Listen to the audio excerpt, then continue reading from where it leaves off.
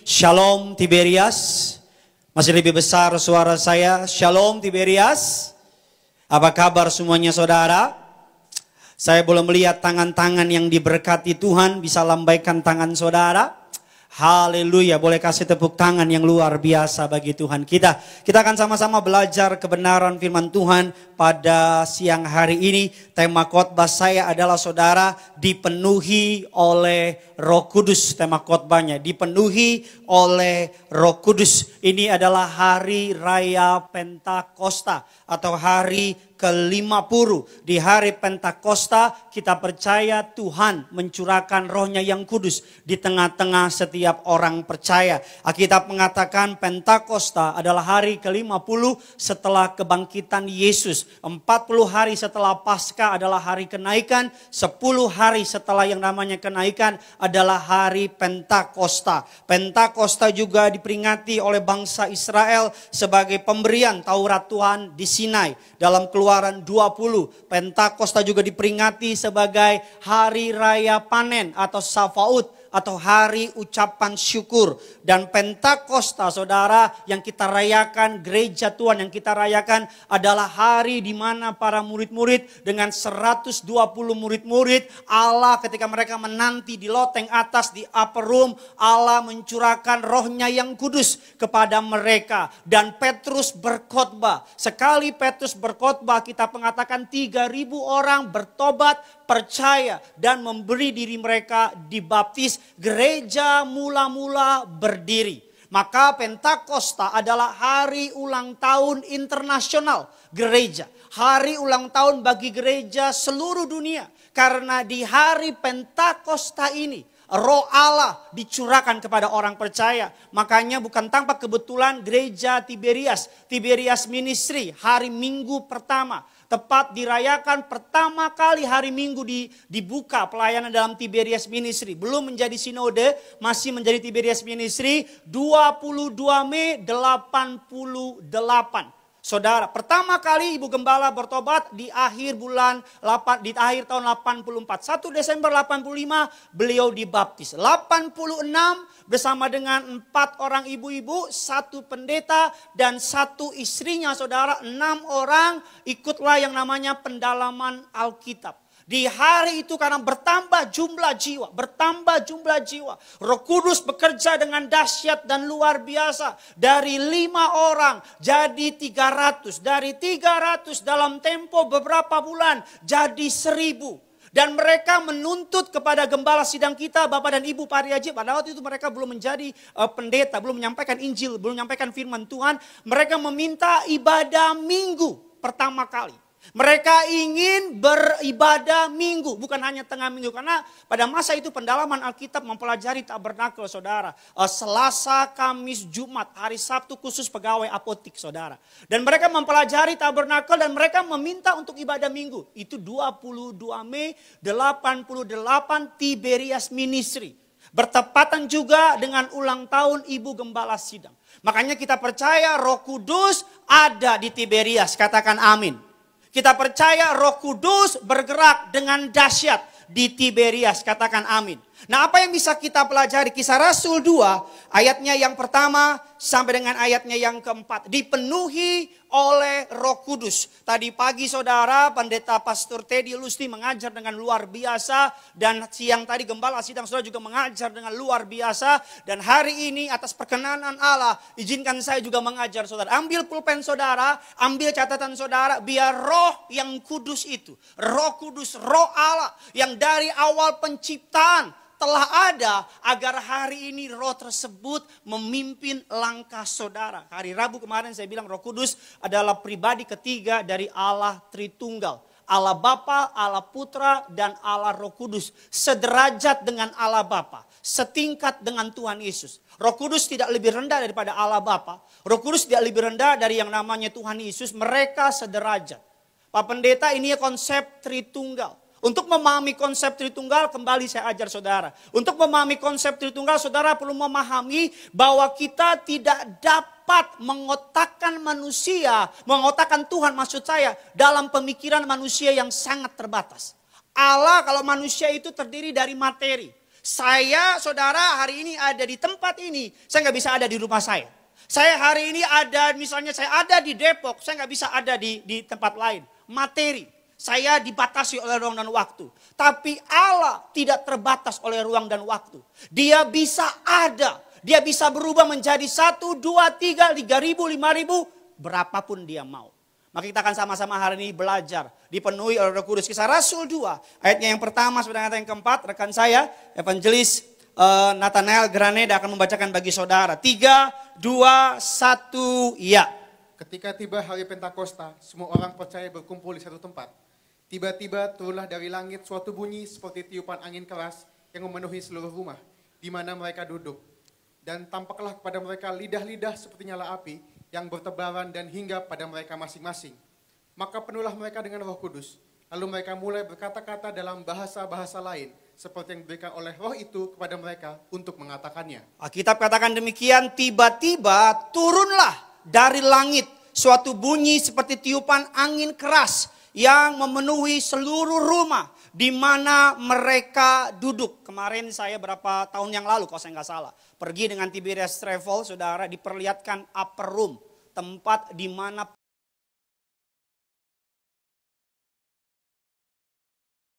pertama kalinya Roh Kudus dicurahkan, tempat yang indah. Saudara, atas anugerah Tuhan kalau sempat bisa pergi ke sana. Dikatakan tampaklah kepada mereka lidah-lidah seperti nyala api yang bertebaran dan hingga pada mereka masing-masing. Katakan amin. Dikatakan maka penuhlah mereka dengan apa, saudara? Dengan Roh Kudus. Kehadiran Roh Kudus mengubah hidup murid-murid secara radikal. Kehadiran Roh Kudus mengubah murid-murid secara total. Petrus yang tadinya penuh dengan ketakutan. Petrus yang tadinya penuh dengan keraguan. Petrus yang tadinya penuh dengan ketergesa-gesaan. Alkitab mengatakan Petrus orang yang menyangkal Yesus. Tapi ketika Roh Kudus dicurahkan kepada Petrus, Alkitab katakan apa? Sekali berkhotbah 3.000 orang diselamatkan. Memberi diri dibaptis. Roh Kudus ketika hadir di tengah hidup orang percaya, saya percaya hidup orang tersebut akan berubah total. Katakan amin. Roh Kudus kalau hadir di tengah-tengah orang percaya, kalau gereja tersebut ada Roh Kudusnya, saya percaya gereja tersebut akan memenangkan banyak jiwa. Katakan amin. Kalau sebuah perusahaan ada orang-orang yang penuh dengan Roh Kudus, saya percaya sekalipun ekonomi lagi turun, tapi kalau orang tersebut di perusahaan itu penuh dengan orang-orang Roh Kudus, orang-orang yang penuh dengan Roh Kudus, maka perusahaan tersebut pasti akan naik. Katakan amin. Makanya Roh Kudus menjadi faktor pembeda. Ketika Yesus naik ke surga, tugasnya di bumi telah selesai. Memberitakan Injil, menyerahkan tubuhnya dan darahnya sebagai korban penebus dosa bagi umat manusia. Ketika dia naik ke surga, kita mengatakan aku mengutus kepadamu seorang penolong, Roh Kudus. Apa yang bisa kita pelajari ketika Roh Kudus memenuhi hidup orang percaya? Yang pertama saya pelajari, saya masuk dalam inti khotbah saya. Kehadiran Roh Kudus akan mengubah hidup kita secara total. Kehadiran Roh Kudus yang pertama akan melahirbarukan serta memperbarui kita. Hanya Roh Kudus yang dapat mengubah orang bertobat 100%. Katakan amin. Hanya Roh Kudus yang dapat membuat orang menjadi hancur hati. Merasa jijik sama dosanya. Merasa jijik sama perzinahan. Merasa jijik sama percabulan. Merasa jijik sama yang namanya berkata dusta dan sebagainya. Orang bisa pergi ke gereja. Orang bisa nyanyi lagu gereja. Tapi untuk membuat mereka menangis, mendengar lagu gereja, itu pekerjaan Roh Kudus. Makanya saya mau bilang Roh Kudus bukan hanya ditandai dengan bahasa roh. Bahasa roh itu penting. Bahasa roh itu harus. Bahasa roh itu membangun iman orang, Alkitab katakan. Tapi kehadiran Roh Kudus tidak stop di bahasa roh. Ada banyak orang cuma mengejar karunia batinia. Karunia lahiriah maksud saya. Mereka hanya mengejar bisa bahasa roh. Tapi karakter mereka tidak berubah. Ciri orang yang dipenuhi Roh Kudus lahir baru kehidupannya. Katakan amin. Ciri orang yang hidupnya dipenuhi oleh Roh Kudus, kehidupannya tidak sama lagi sebelum dia lahir baru. Katakan amin. Saulus, Alkitab mengatakan tadinya pembenci orang Kristen. Saulus diberi surat tugas dari Yerusalem mengejar orang sampai ke Damsyik untuk membunuh orang Kristen. Di tengah perjalanan Alkitab katakan apa? Saulus berjumpa dengan Tuhan kita Yesus Kristus. Saulus, Saulus, mengapa engkau menganiaya aku? Dan Paulus berkata apa? Saudara, Saulus namanya, dia berlutut, dia berkata, ya Tuhan, ya Allahku. Dari Saulus yang penuh kebencian berubah menjadi Paulus, Apostle of Love, atau pemberita Injil kabar baik, pemberita Injil cinta dari orang yang penuh kebencian. Ada seorang hamba Tuhan yang kemarin sempat ngetren, namanya Sarifuddin Ibrahim. Saudara, dia latar belakang dari agama nenek moyang, gak percaya sama Kristen, bahkan benci sama orang Kristen. Tiap hari baca Alkitab untuk apa? Menelanjangi orang Kristen dengan perdebatan Alkitab, perdebatan dogma, perdebatan doktrin. Dalam kesaksiannya saudara, Sarifuddin Ibrahim tidak mau jadi orang Kristen, bahkan benci sama orang Kristen. Anaknya yang pertama dikasih nama Saddam Hussein, bayangin. Anak yang kedua dikasih nama Muammar Gaddafi. Anak yang ketiga dikasih nama Alex Manjuntak, bukan. Anak yang ketiga dikasih nama, kalau saya nggak salah ya, Ayatollah Khomeini, kalau saya nggak salah. Nah ketiga namanya anaknya dikasih. Suatu hari dia baca Alkitab. Dia baca, dijumpai oleh Tuhan. Dan dia tinggalin semua kejayaannya untuk ikut Tuhan. Masuk bolak-balik penjara, tapi tetap ikut Tuhan. Saya percaya yang membuat Sarifuddin Ibrahim terima Yesus bukan karena orang injilin dia, tapi karena ada orang yang menginjil, Roh Kudus melembutkan hatinya. Katakan amin. Ibu gembala sidang kita, Ibu Darniati Pariaji, satu hari dalam keadaan lumpuh, kakinya bengkak, kiri kanan kakinya bengkak, sering mengalami vertigo, suka pingsan tiba-tiba. Gak tahu dari mana, dokter, berbagai macam dokter cek, gak ada apa-apa, baik-baik aja. Ibu gembala penganut agama nenek moyang yang taat. Kitab nenek moyangnya sudah dia pelajari. Setiap hari mengikuti kepercayaan nenek moyang. Suatu hari nganter anaknya ke sekolah. Pulang dari sekolah, karena anaknya masih sekolah, dia keluar dari sekolah, lihat ada sebuah gereja. Ada sesuatu di hatinya yang memerintahkan Ibu Eti untuk masuk ke gereja. Walaupun takut, walaupun khawatir, tapi yang di dalam itu kuat. Memerintahkan Ibu Eti masuk ke gereja. Walaupun banyak pemikiran, kan Tuhannya orang Kristen itu manusia dan sebagainya. Masuk ke dalam gereja, duduk di bangku gereja, merasakan shalom. Damai sejahtera yang tidak pernah dirasakan. Berapa waktu yang lalu, ada orang dari agama seberang nonton live streaming gereja Tiberias Indonesia. Siapa yang ngasih? Lihat temannya upload di Instagram. Live streaming gereja Tiberias Indonesia. Tadinya memandang remeh kepada kekristenan. Nonton live streaming, dia lihat baru satu lagu, dengar lagu gereja. Air mata sama ingus susah dibedain. Nangis kejer. Lagu kedua nangis kejer. Lagu ketiga tambah nangis, dengar firman, terima Yesus. Di Surabaya, kalau saya dusta, Tuhan hukum saya, ini kebenaran. Di Surabaya ada kakek nenek, saudara, anaknya jadi Kristen, dimaki-maki sama dia, diinjak dan segala macam. Suatu hari saudara, tanpa sadar, tanpa ada niat, anaknya lagi sembunyi-sembunyi nonton live streaming Tiberias. Kalau nonton sudah bisa bersaksi orangnya. Lagi nonton live streaming Tiberias, anaknya lagi keluar, karena udah nonton ibadah yang pertama lagi keluar. Kakek neneknya keluar dari kamar, nonton live streaming, langsung berlutut. Terima Yesus. Tepuk tangan kayak apa gitu. Hanya Roh Kudus yang dapat menobatkan. Apa dasar firmannya? Kita lihat firman 1 Korintus 12. Ayatnya yang ketiga, silakan. Karena itu aku mau meyakinkan kamu bahwa tidak ada seorang pun yang berkata-kata oleh Roh Allah dapat berkata, terkutuklah Yesus. Dan tidak ada seorang pun yang dapat mengaku Yesus adalah Tuhan selain oleh Roh Kudus. Ibu Gembala sedang masuk ke gereja. Dan minggu depan datang lagi ke gereja. Tiap hari datang ke gereja. Tanpa disadari, kakinya yang bengkak hilang. Bukan kakinya hilang, maksudnya bengkaknya hilang. Kakinya hilang serem. Kaki yang bengkak hilang, saya selalu bilang sama saudara. Cari Tuhan dulu. Bertobat dulu. Berkat pasti ngikut kok.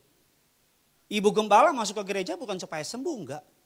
Masuk aja. Enggak tahu gimana ada kerinduan masuk ke gereja. Jadi ketika mulai masuk ke gereja, dengar firman, masuk ke dalam penyembahan yang benar, dengan sendirinya apa? Bengkaknya sembuh. Dengan sendirinya apa? Ada sukacita, enggak pernah migrain lagi. Kalau engkau hari ini suka migrain karena utangmu banyak gitu, karena tabungan mulai habis, saya mau bilang mungkin engkau udah gak cari Tuhan. Tapi Pak, saya Kristen Pak, tiap minggu suka live streaming. Banyak orang kok nonton live streaming, badannya di rumah, matanya lihat streaming, tapi bolak-balik lihat HP. Lihat online shop, Tokopedia, Shopee, wah apa nih, Duta Bakmi, mantap. Mie hoki, mantap. Pidis marsedap, wih mantap. Makanya saya selalu bilang, cari Tuhan. Cari Tuhan. Semua tambahkan. Ibu gembala duduk di gereja. Terus, dan suatu hari kesaksian ini memberkati saya. Suatu hari ada doa kumpul, doa rantai. Doa rantai itu misalnya, ibu-ibu ini doa buat bangsa. Ibu ini doa buat negara. Ini doa buat ekonomi, segala macam doa. Dan ibu gembala, waktu itu belum ada orang yang tahu bahwa ibu gembala sudah pelan-pelan ikut Kristen. Ikut Kristus. Doa, ibu gembala doa, Tuhan saya nggak bisa doa. Ibu gembala pada masa itu bisa nyebut nama Tuhan, bisa nyebut nama Yesus. Tapi digabung nggak bisa, Tuhan Yesus nggak bisa. Cuma bisa bilang Tuhan, cuma bisa bilang Yesus. Karena masih di hatinya masih nolak. Masa sih manusia jadi Tuhan? Masa sih? Saya mau bilang bukan manusia, kalau ada orang bilang orang Kristen tuh manusia dituhankan, salah, itu salah. Yang benar Tuhan jadi manusia, itu yang benar. Jangan dibalik, jangan saudara, oh gitu ya. Bukan, kita nggak pernah mentuhankan manusia, nggak ada. Makanya baca Alkitabmu, kalau orang bilang orang Kristen tuh manusia jadi Tuhan, ngaco. Bukan itu, bilang sama dia, Tuhan jadi manusia. Tuhan jadi manusia bisa nggak? Ya bisa lah. Masa nggak bisa? Tuhan jadi apa? Jadi gunung bisa nggak? Bisa, dia Tuhan. Dia mau jadi apa juga terserah. Mau jadi apa? BTS. Bontot Tanah Kasih Manjuntak bisa. Mau jadi apa? Blackpink. Ahai. Bisa. Jadi kalau ada orang bilang orang Kristen tuh manusia jadi Tuhan. Itu salah. Tuhan jadi manusia. Lo kok mau? Lo karena Tuhan sayang sama saya. Tuhan gak kirim nabinya.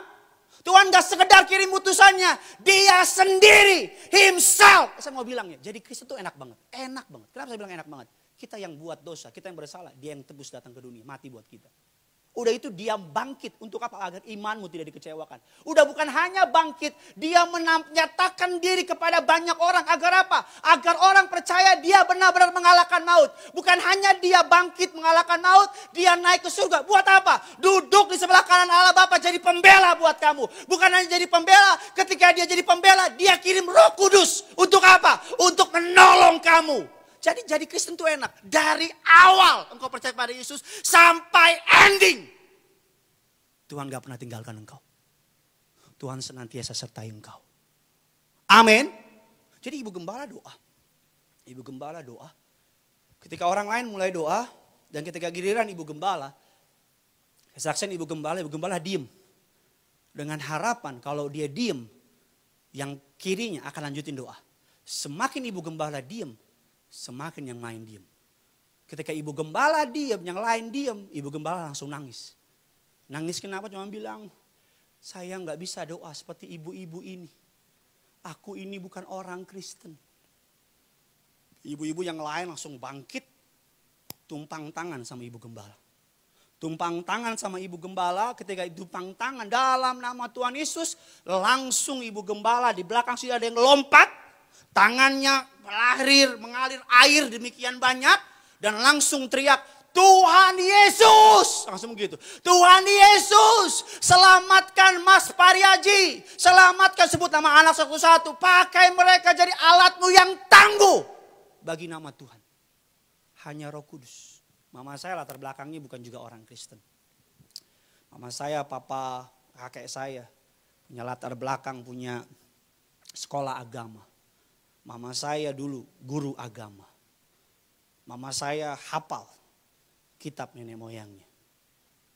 Mama saya ketemu dengan papa saya, kepercayaan masing-masing. Mama saya setiap hari baca Alkitab, papa saya pulang, terjadilah perdebatan teologi antara suami dan istri. Debat terus. Suatu ketika mama saya baca perjanjian baru. Baca perjanjian baru, baca kisah tentang Yesus. Mama saya jatuh cinta sama Yesus. Suatu hari Minggu, mama saya udah siap, papa saya lagi siap mau ke gereja, mama saya udah siap pakai baju rapi, papa saya tanya, mau kemana? Mau ke gereja, papa saya udah ketakutan. Mau ngapain mah? Tolong jangan ajak debat pendeta katanya. Mama saya bilang, enggak apa. Mama mau ikut Yesus. Resikonya apa ikut Yesus? Ditolak sama keluarga mama saya. Resikonya apa? Dicoret dari daftar keluarga. Resikonya apa? Warisan, mama saya betul anak tertua. Warisan, tanah, uangnya nggak dapat. Bahkan ketika papa saya meninggalkan kita. Banyak keluarga dari keluarga mama saya datang dan bilang, ayo kembali ke kepercayaan. Mama saya bilang apa? Sekali Yesus tetap Yesus. Selama-lamanya tetap Yesus. Makanya saya mau bilang hanya Roh Kudus. Makanya kalau hari ini kalau suami belum bertobat. Jangan andalkan penginjilanmu. Pelan-pelan minta Allah Roh Kudus. Masuk ke dalam hati suamiku. Kalau suamimu hari-hari ini atau istrimu masih jauh dari Tuhan. Anakmu masih nakal. Pelan-pelan bilang Roh Kudus masuk ke dalam. Saya percaya orang kalau ada Roh Kudus. Tidak mungkin di dalam hatinya ada roh jahat. Katakan amin. Amin dong. Halo shalom. Amin. Karena kalau nggak mungkin Roh Kudus di sebelah kiri, kamar kiri. Roh jahat di sebelah kanan. Yang kos-kosan. Saya percaya kalau ada Roh Kudus orang di sini. Pasti roh jahat nggak ada. Tapi yang masih ada apa? Pola pikir yang lama. Itu yang harus berubah. Jadi saya percaya orang kalau ada Roh Kudus nggak mempan disantet. Katakan amin. Orang kalau ada Roh Kudus saya percaya nggak mempan dipelet. Katakan amin. Orang kalau ada Roh Kudus saya percaya nggak bisa. Yang namanya digendam lah, di apa pasti nggak bisa. Karena kenapa? Roh yang ada dalam kita lebih besar daripada yang roh ada di dunia. Yang percaya. Kasih tepuk tangan buat Tuhan kita. Yang kedua, ayo kita cepat saja saudara. Yang kedua dipenuhi oleh Roh Kudus. Yang pertama Roh Kudus akan melahir barukan saudara dan saya. Yang kedua ketika ada Roh Kudus apa yang akan terjadi? Sama-sama kita Kisah Rasul 1 ayat yang ke-8. Tetapi kamu akan menerima kuasa kalau Roh Kudus turun ke atas kamu. Dan kamu akan menjadi saksiku di Yerusalem. Dan di seluruh Yudea dan Samaria dan sampai ke ujung bumi. Tetapi kamu akan menerima kuasa, dunamis, power, authority. Tuhan akan memberi saudara dan saya. Maka saya mau bilang jadi Kristen tuh enak. Dari awal, pertengahan, sampai kesudahannya dia sertai saudara. Dia nggak pernah makanya jangan lagi ada anak Tuhan bilang gini, sepi, sendirian, nggak ada yang peduli sama aku. Artinya nggak ngerti firman. Kalau ada orang Kristen merasa aku yatim piatu, artinya gak ngerti firman. Daud saja, waktu itu belum ada karya kayu salib. Daud saja dapat berkata dengan boldly, dengan percaya dia berkata apa? Sekalipun ayah dan ibuku meninggalkan aku. Apa kata Daud? Namun Tuhan menyambut aku. Padahal pada masa itu belum ada karya salib di Golgota. Tapi Daud dapat berkata apa? Bahkan Daud saja berkata apa? Biar yang lain meninggalkan aku. Tapi jangan ambil rohmu yang kudus itu dariku. Raja Daud berkata semua boleh diambil. Makanya saya mau bilang orang kerugian terbesar bagi orang Kristen itu bukan jatuh miskin. Kerugian terbesar jadi orang Kristen itu bukan sakit. Kerugian terbesar dari orang Kristen itu bukan dipermalukan, bukan. Tapi kerugian terbesar bagi orang Kristen ketika Roh Kudus didukakan dalam hidupnya. Ketika Roh Kudus tidak ada dalam hidupnya. Itu kerugian terbesar bagi orang Kristen. Saya mau bilang, harta kesayangan Tuhan. Dalam Filipi 4:19 berkata, Allahku akan memenuhi engkau menurut kekayaan dan memenuhi segala keperluanmu menurut kekayaan kemuliaan. Banyak orang pikir ayat itu cuma bicara mengenai materi. Padahal ayat itu mengajarkan kita bukan hanya materimu yang akan Allah penuhi. Tapi batiniamu Allah akan penuhi. keinginan untuk diperhatikan, Tuhan akan penuhi. Tuhan tahu kok, ada masanya kita di kamar nih, habis ketemu orang rame, ada masanya kita di kamar merasa sendirian. Ada masanya kok di tengah orang banyak kita merasa sepi. Ada masanya kok di tengah lagi keadaan baik tapi kosong hati kita. Karena apa? Karena kita tidak mengundang Roh Kudus untuk menguasai hidup kita. Karena kita tidak mengizinkan saya bisa berkhotbah seperti teriak-teriak sampai urat kelihatan. Bukan karena kuat gagah saya, tapi karena Roh Kudus. Roh Kudus yang ada di dalam saya, dialah dinamo pelayanan saya. Roh Kudus yang kepadanya saya menyerahkan tuntunan hidup saya. Roh Kudus yang kepadanya saya biarkan dia menuntun langkah saya. Makanya Ibu Gembala suka ngajar kita para asisten, para staf. Tiap pagi, Roh Kudus ambil alih hidup saya. Roh Kudus tuntun langkah saya. Yang kedua, ketika Roh Kudus memenuhi hidup kita. Yang pertama, dilahir barukan. Menjadi pribadi yang berbeda. Hati yang bertobat, cuman Tuhan yang tahu. Tapi buah pertobatan, semua orang dapat rasakan. Saya ulang sekali lagi. Hati yang bertobat, cuman Tuhan yang tahu. Tapi buah pertobatan, orang harus dapat rasakan. Saya boleh ngomong saya bertobat. Tapi istri saya tahu saya siapa sebenarnya. Mama saya tahu saya sebenarnya. Saya boleh ngomong saya lahir baru. Tapi orang terdekat saya, bahkan Tuhan tahu saya siapa. Makanya saya pernah bilang dalam khotbah saya berapa waktu yang lalu. Hidup yang paling capek itu hidup yang pura-pura. Pura-pura kudus padahal gak kudus. Pura-pura benar padahal gak benar. Pura-pura suci padahal hidupnya kotor. Roh Kudus yang kedua akan mengajarkan kita untuk menjadi saksi. Sama-sama bilang sama saya saksinya Kristus. Colek kiri kanan saudara, bilang kamu saksi Kristus. Kalau gak ada, colek dirimu sendiri. Bilang, woi, saksinya Kristus. Saya harus bilang, kita harus meningkat dari level percaya kepada level mencintai. Dari mencintai Yesus kepada level melekat kepada Kristus. Jangan lagi cari pasangan, yang penting percaya Yesus. Maaf ya, itu untuk orang-orang yang baru ngerti. Tapi orang yang hidup dalam Tuhan, kalau cuma percaya Yesus, tapi tidak menghidupi firman Tuhan, tidak hidup dalam pertobatan, tidak sungguh-sungguh sama Tuhan. Saya beri nama cuma sekedar percaya. Emang ada Pak Pendeta? Ada orang ke gereja percaya. Kenapa dia ke gereja? Karena percaya Yesus adalah Tuhan. Tapi hidup kudus enggak? Enggak. Hidup benar enggak? Enggak. Ada orang lebih hebat lagi, pelayanan. Hidup benar enggak? Enggak. Tapi pelayanan. Artinya apa? Cuman percaya. Kita harus sampai di level mencintai. Dari mencintai level melekat. Orang kan kalau jatuh cinta kan gak tahan kan. Pengen ceritain pacarnya. Pengen ceritain istrinya. HP-nya foto anak saya sama istri saya. Gak mungkin foto saudara. Siapa juga saudara nih, foto anak saya sama istri saudara. Saya buka HP saya, foto istri saya. Profile picture WA saya, foto anak sama istri saya. Saudara, kalau saudara lihat sosial media saya, sering saya upload foto anak saya, kelucuan anak saya. Bagi orang gak lucu, tapi bagi saya lucu banget. Anak saya masuk ke kamar omanya, ya kan? Karena kamar omanya cukup besar, 2 hektar. Itu baru kamar oma, kamar saya 10 hektar. Dan gede banget. Masuk ke kamar oma saya, ke kamar omanya, anak saya ambil topi kupluk itu yang suka dipakai orang-orang di puncak pila mas pila gitu. Dipakai, terus dia keluar. Bagi saya sama istri saya lucu banget. Sampai ketawa. Anak saya kalau lagi main hide and seek saudara, bisa puluhan kali, bisa bermenit-menit cuman begini. Gini, bayangin kalau 5 menit lucu. Tapi kalau setengah jam kan udah bosen. Tapi karena saya mengasihi dia. Karena dia penting buat saya. Maka saya akan karena dia penting buat saya. Kemana-mana saya cerita sama orang. Anak saya lucu banget. Kemana-mana saya bangga sama istri saya. Apalagi istri saya sama saya bangga banget dia. Dia merasa paling beruntung sedunia. Punya suami kayak saya. Ahai. Ya. Kalau kita cinta sama Yesus. Kita ketemu orang. Ini mulut nih. Gak bisa enggak ceritain sama Yesus. Ketemu orang, gak bisa enggak.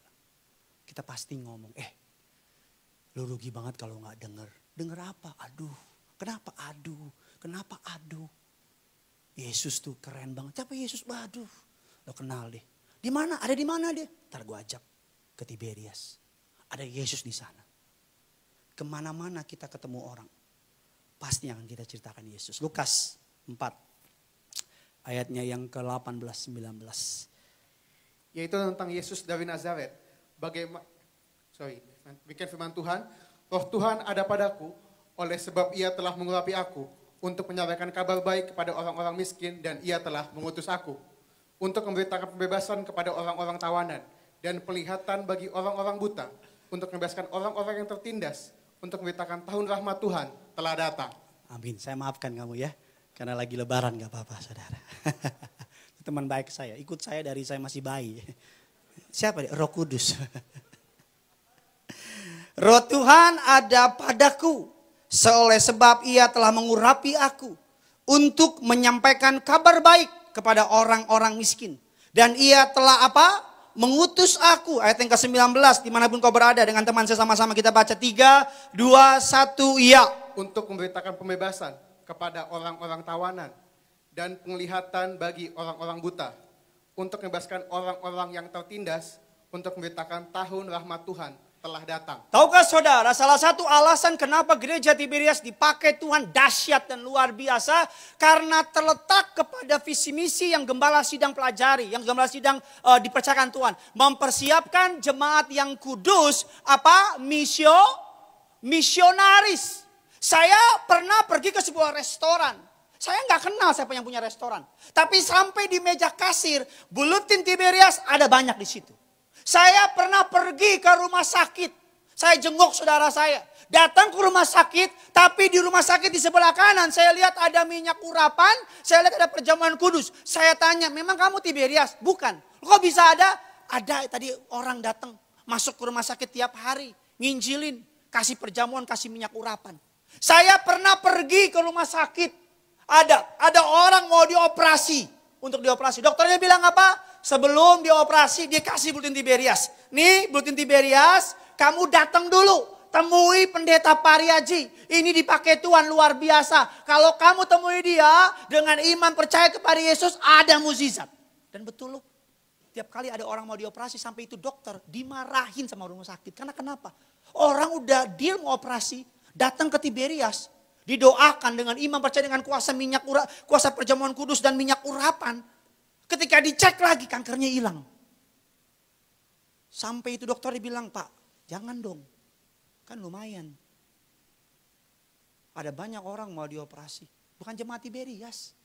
Atau bahkan mungkin kau yang menonton hari ini. Engkau ke Tiberias bukan karena Tuhan pakai orang lain untuk ajak engkau ke Tiberias. Karena apa? Jemaatnya militan. Bagi gereja Tiberias Indonesia, bagi gembala sidang Bapak dan Ibu Pariaji. Bagi mereka konsep layanan. Tujuan gereja didirikan. Kenapa Bapak Pariaji terus ngotot buka cabang. Kenapa setiap kali cabang dibuka sesinya gak pernah dikit. Sesinya selalu 5, 6. Karena bagi beliau jiwa. Kenapa kami bikin live streaming seperti ini? Gedung gereja boleh ditutup. Tapi gereja sejati tidak akan pernah bisa ditutup oleh apapun. Agar penginjilan terus dijalankan. Pak Pariaji sama Ibu Gembala, sama anak-anaknya. Awal berdirikan gereja Tiberias selalu pergi. Beli kitab Injil, 500.000 kitab Injil. Dibagikan ke orang-orang. Bahkan di Surabaya, Pak Pariaji saksinya sangat indah. Di sebuah daerah gedung yang sekarang berdiri gedung Geraha SA. Pak Pariaji lagi cari Ibu Darniati. Ibu Darniati gak ketemu, Pak Pariaji nginjil. Beritain soal Yesus. Ketika lagi beritain soal Yesus, orang-orang di Surabaya, di pasar itu marah. Ambil batu, para pesilat di Surabaya ambil batu, timpukin Pak Pariaji. Pak Pariaji cuma berlutut, dia bilang, Tuhan saya siap mati hari. Tapi setiap tetes nyawa saya, selamatkan jiwa. Apa yang terjadi? Setiap batu yang ditimpuk, tidak satu pun kena kepada Pak Pariaji. Di tempat itulah Gerah Esa, Tiberias Surabaya, Jemaat Surabaya, kabar baik.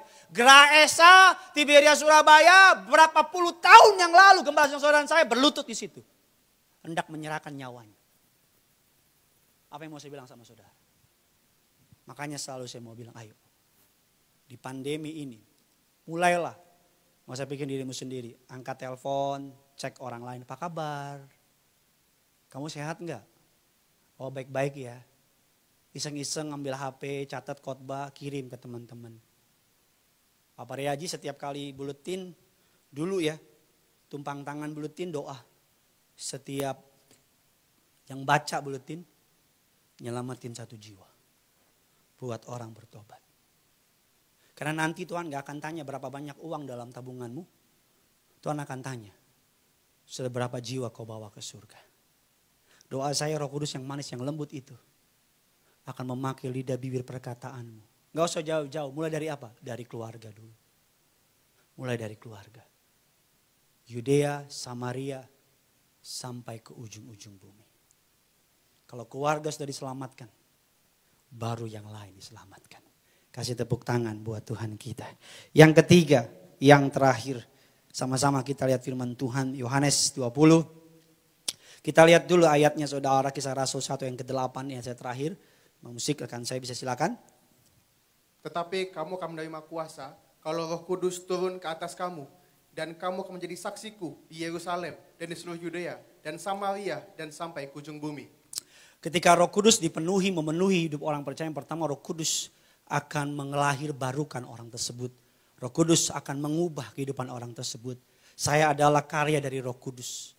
Kami yang di mimbar ini semua adalah karya dari Roh Kudus. Saudara yang nonton ini adalah karya dari Roh Kudus. Roh Kudus akan menuntun. Roh Kudus itu punya tugas memfollow up apa yang kita baca dari Alkitab. Apa yang kita dengar dari firman. Makanya saya mau bilang, belajar dengar-dengaran sama Roh Kudus. Tuhan kasih di dalam hati kita Rohnya yang kudus. Dia taruh di setiap hati orang percaya. Jangan lagi engkau merasa sendirian. Jangan lagi engkau merasa ditinggalkan. Ada Roh Kudus. Setiap kali engkau kesepian, bicara sama Roh Kudus. Setiap kali engkau ketakutan, bilang Roh Kudus, aku takut. Maka damai sejahtera dari Allah akan masuk ke dalam kehidupan. Setiap kali engkau mulai putus asa, Roh Kudus akan memberikan saudara kekuatan yang baru. Setiap kali pengharapan mulai hilang, Roh Kudus akan memberikan engkau pengharapan yang baru. Yang ketiga, orang yang dipenuhi Roh Kudus akan diberi kuasa. Sama-sama bilang sama saya, kuasa. Saudara, sebenarnya masa pandemi ini adalah masa di mana kita melihat, adakah kita berapa bulan, berapa tahun yang lalu sungguh-sungguh dengar firman. Ini menjadi ujian bagi gereja Tuhan. Apakah firman yang ditabur setiap minggu benar-benar tertanam dalam hati dan pikiranmu, bertumbuh, berbuah. Agar kalau ketika engkau sungguh-sungguh berapa bulan, berapa tahun yang lalu engkau sungguh-sungguh cari Tuhan. Ketika ada guncangan engkau gak akan ketakutan. Karena engkau tahu ini hanya memurnikan engkau. Ini hanya memtajam engkau. Ini hanya membuat engkau makin menjadi serupa, segambar seperti Allah. Saya percaya kok. Guncangan akan membuat saudara dan saya makin bersinar untuk kemuliaannya. Punya iman Pak. Ada Roh Kudus dalam dirimu. Kuasa yang besar. Kuasa yang tak terbatas itu. Kuasa yang heran, yang dahsyat, yang luar biasa. Kuasa yang dapat mengalahkan penghulu-penghulu di udara. Kuasa-kuasa yang dapat mengalahkan kuasa roh-roh orang kuat. Roh penyakit tunduk kepada kuasa itu. Roh kemiskinan tidak berdaya atas kuasa itu. Roh kebangkrutan tidak punya kuasa. Roh Kudus itu, Roh Allah sendiri ada dalam setiap orang percaya. Ada dalam setiap hatimu, hatiku. Kuasa. Suatu hari saya pergi ke terminal, saya tutup dengan kesaksian ini. Setiap hari saya pakai minyak urapan. Perjamuan. Saya urapi. Pengurapan minyak. Gambaran. Kita undang Roh Kudus berkuasa dalam hidup kita. Saya urapi, saya jalan. Antar teman saya naik bus, saya balik.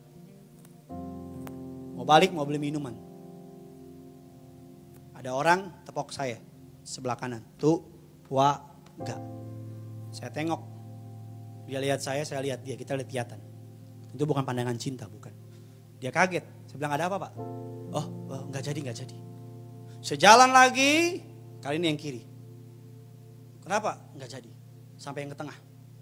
Terakhir saya kan udah bete gitu. Apa sih Pak? Enggak, saya kira mirip. Saya pergi ke warung, karena udah dikasih kode udah habis. Saya pergi ke warung. Tukang warung bilang gini sama saya. Pak, Dek, ilmu Ade hebat juga. Saya bilang, ilmu apa? Yang tepok-tepok Ade itu tukang gendam orang. Tukang hipnotis orang.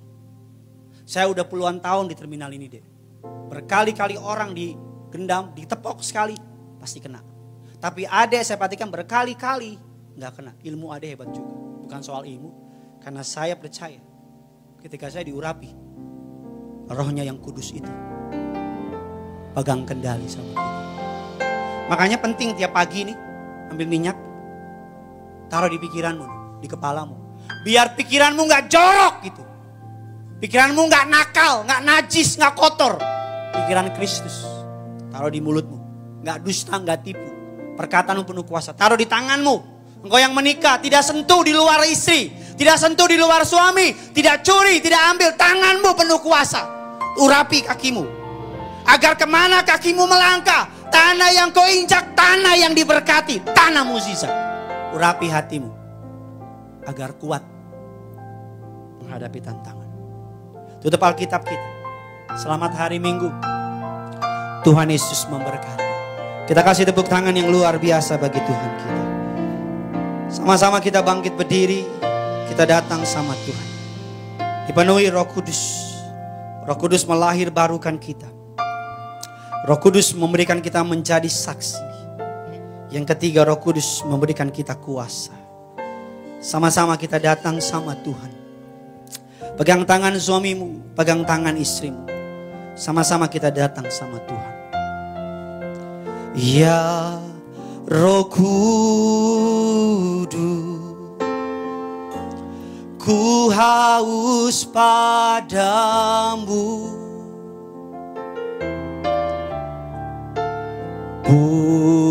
Puaskan sekarang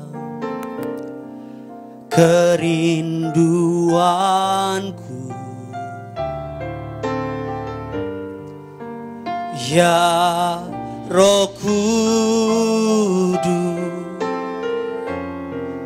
Kau menuntunku. Sama-sama bilang, pimpin langkahku, pimpin langkahku. Ku taat selalu, ku taat selalu. Sama-sama angkat kedua tangan dengan iman percaya di Pentakosta ini. Nyatakan kemuliaan-Mu di tempat ini, ya Tuhan Allahku.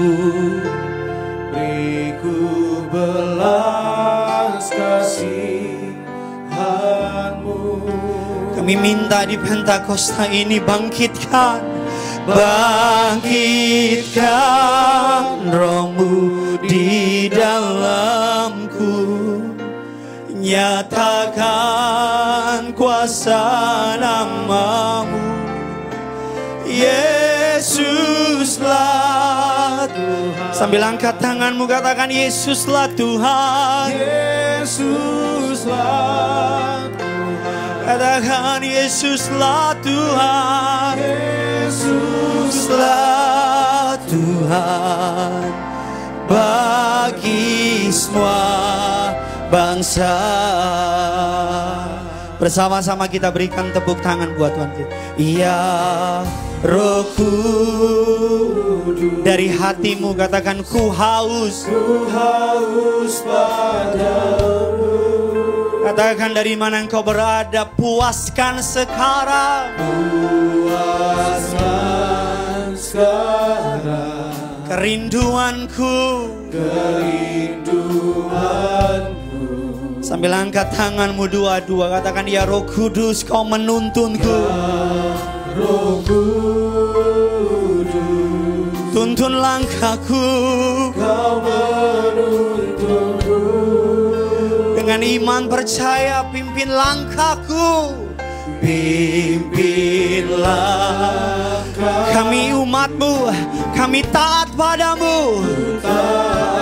Mari sama-sama katakan, nyatakan kemuliaan-Mu Tuhan. Nyatakan kemuliaan-Mu di tempat ini, ya Tuhan Allahku.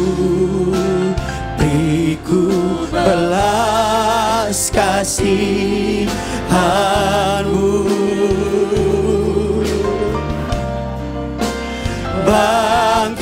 Bangkitkan Roh-Mu di dalamku.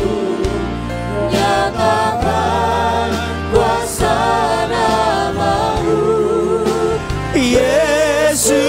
Yesuslah Tuhan. Kami akui Yesuslah Tuhan. Yesuslah, Dari mimbar ini kami serukan, Yesuslah Tuhan. Yesuslah Tuhan bagi semua bangsa. Mari bersama-sama dengan iman percaya menyatakan kemuliaan-Mu.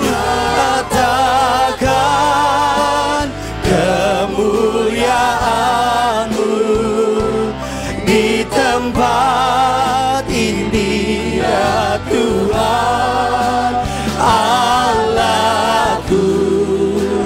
Beriku belas kasihan-Mu.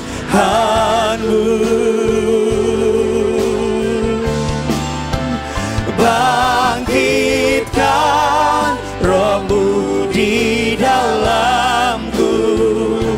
Nyatakan kuasa nama-Mu. Yesuslah Tuhan, Engkaulah Tuhan kami. Yesuslah Tuhan, Engkaulah Tuhan. Yesuslah Tuhan bagi semua bangsa. bersama dengan rekan saya Pendeta Reno, sama-sama angkat kedua tangan menyatakan kemuliaan. Nyatakan kemuliaan-Mu.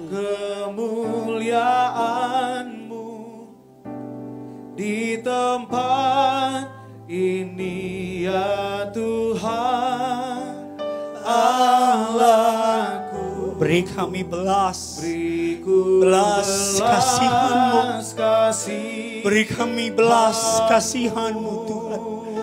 Biar Engkau membangkitkan Roh-Mu di dalamku. Bangkitkan Roh-Mu di dalamku.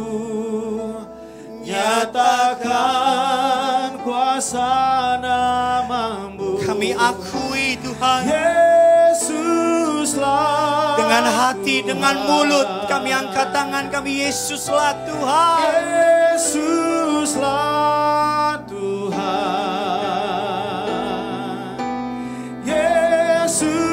Yesuslah Tuhan bagi semua bangsa. Biar musik maun dengan lembut. Biar setiap pribadi di mana kau berada, angkat kedua tanganmu doa. Di hari Pentakosta ini, Rohnya sudah ada dalam diri saudara. Yang perlu kita lakukan apa? Sebut, panggil, minta. Rendahkan hatimu, bilang, Roh Kudus yang manis, yang lembut. Aku beri Engkau otoritas penuh dalam hidupku. Aku izinkan Engkau untuk mengambil alih keberadaanku. Biar Engkau kembali tuntun langkahku. Biar Engkau kembali berdaulat atas hidupku. Biar aku semakin kecil, Engkau semakin besar. Tuntun aku kepada kebenaran yang hakiki. Tuntun aku kepada pertobatan yang sejati. Agar Roh Kudus yang manis, yang lembut, bawa aku dalam kemuliaan yang Bapa telah berikan. Bawa aku ke dalam kemuliaan yang Yesus telah berikan kepada Engkau dan aku. Mari Pak, sadari ada Roh Kudus dalam hidup kita. Roh Kudus gak akan betah di hati kita kalau kita hidup dalam kenajisan. Roh Kudus akan berontak di hati kita kalau kita tidak hidup dalam pertobatan.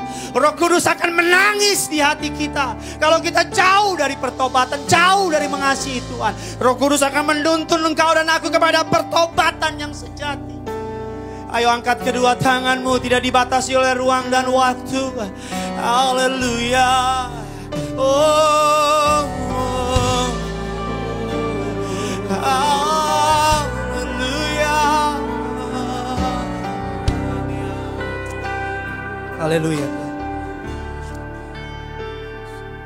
Hamba dibatasi oleh waktu Tuhan, tapi tidak dengan Engkau Tuhan. Engkau Roh Kudus tidak dibatasi oleh waktu, tidak dibatasi oleh tempat. Dari mimbar-Mu yang kudus ini bersama dengan para hamba Tuhan, kami mengangkat tangan kami dua-dua, mengarahkan kepada layar TV, melalui jaringan yang mereka tonton, TV, laptop, HP, apapun yang mereka lihat hari ini. Kami doa, sama seperti 2000 tahun yang lalu Kau mencurahkan Roh-Mu yang kudus, 3000 orang bertobat. Hari ini kuasa yang sama Tuhan berikan kepada Petrus mengalir. Hamba berdoa dalam nama Yesus, Roh Kudus masuk ke dalam setiap pribadi, kembali bangkit, kembali pegang kendali, tuntun langkah umat-Mu agar mereka masuk ke dalam pertobatan yang sejati, nama Yesus yang dipermuliakan. Kami berhenti di sini biar Engkau terus bekerja mempertahankan firman-Mu. Doa kami di Pentakosta ini kami kembali disadarkan ada Roh Kudus penolong dalam hidup kami. Kami akan bawa ucapan syukur kami, berapa persembahan umat-Mu, Engkau yang balas dari surga, Engkau yang perhitungkan. Kami memberi bukan supaya Tuhan balas, kami memberi simple karena kami sangat mengasihi-Mu. Engkau lebih penting dari uang kami, Engkau lebih penting dari harta kami. Semua harta yang kami punya berasal daripada-Mu. Sucikan, kuduskan persembahan kami, berkati menjadi kegunaan bagi alat-Mu yang tangguh di gereja-Mu yang kudus ini.